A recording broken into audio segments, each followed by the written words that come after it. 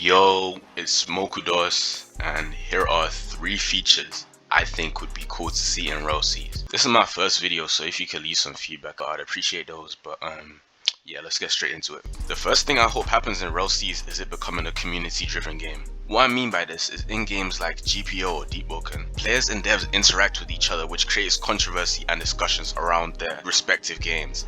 In GPO, you had the For You gem and all of the Alucard stuff alongside other points in in-game history that had the community together and active.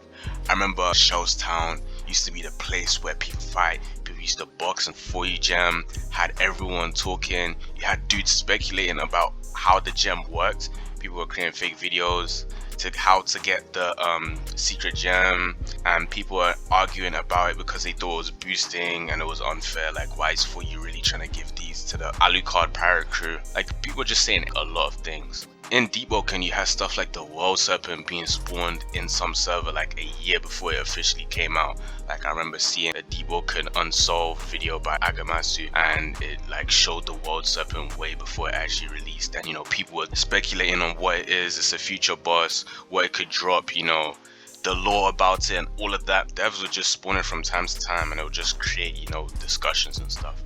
You had the Astral Enchant being a dev spec that could be given to players as a wish before it became more accessible through the meteors that can spawn around the map. I remember when you had to find a specific dev that grants wishes. They were called like wish granters or something like that. If you spoke to them, they would grant you a wish, and that would give you the ability to get a lot of money or get some strength. I can't remember what the other one was, and one was to get the Astral Enchant. And you had the Lightborn being a dev exclusive race which could be given to players after winning like tournaments. I remember there was the Lightborn tournament that was held. People were fighting, and the winner eventually gained the ability to like turn into the Lightborn race, which had its own lore. And people were thinking, oh, that's so cool, like you have a lore exclusive race and stuff like that. Like, it was just a whole community thing. The point is, RELL should engage with and encourage these interactions because it gets people talking about the game and the community thriving. Like, imagine a dev showcasing a Delve Fruit Awakening months or a year before it fully releases, creating like mad speculation, crazy discussion, and people theorizing on how to get Fruit Awakenings. Like, just imagine how many people are talking.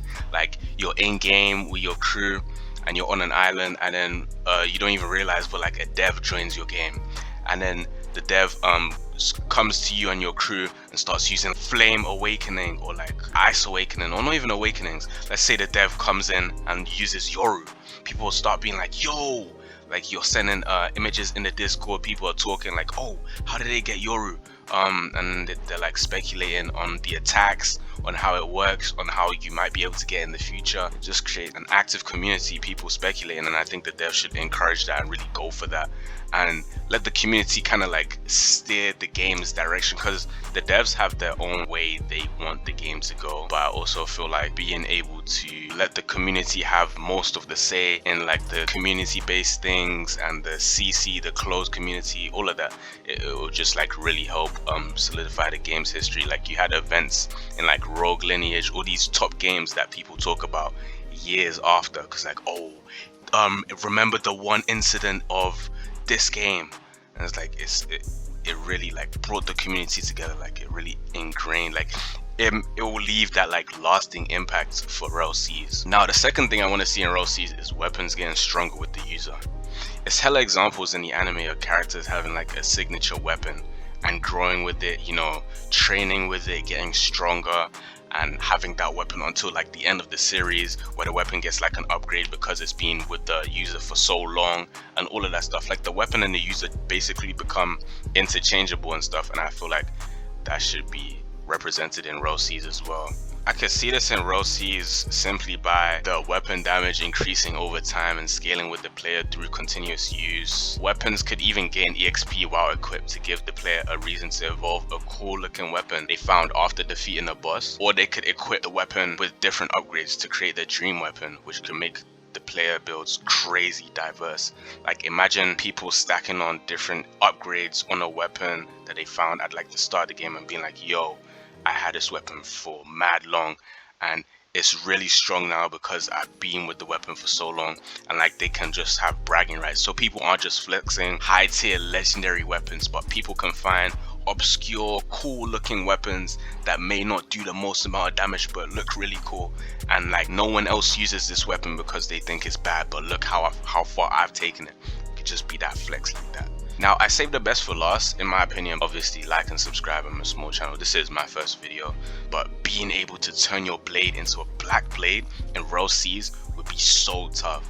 In One Piece, there's 2 examples of black blades being Yoru and Shusui, but I think that any blade should be able to turn into a black blade, to be honest. Like any bladed weapon should be able to. So for example, like Whitebeard's Murokumogiri, you know, just the various type of bladed weapons. But I think the weapon should have to be a bladed weapon, and it might not be just limited to swords like Whitebeard's Murokumogiri, but the requirement would just have to be a bladed weapon.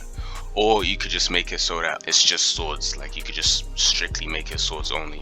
Now it's explained that through countless battles, a sword can permanently be forged into a pitch black blade by its wielder. They imply that the connection between the sword and the user is so strong, so a way it could work in RELL Seas is that you have a specific sword that you have to use a lot. Like let's say, this could even tie into the previous point of weapons getting stronger with the user, but let's say you find like a really cool weapon from like a boss, or just like out in the open as you're exploring, and you have to use that weapon a lot. As you're leveling up, you're using that weapon to level up, and there could be a hidden stat that increases as the player defeats other players of a similar rank or bounty as them using that sword. It doesn't have to work this specific way. Honestly, the RELL brothers can do it any way they want, but this is just an idea I had on how it could work. And if you unlock armament haki while using the sword, and while it's at a certain stat level, you know, through continuous training, you could eventually talk to an NPC and it will give you pointers on how to upgrade your weapon,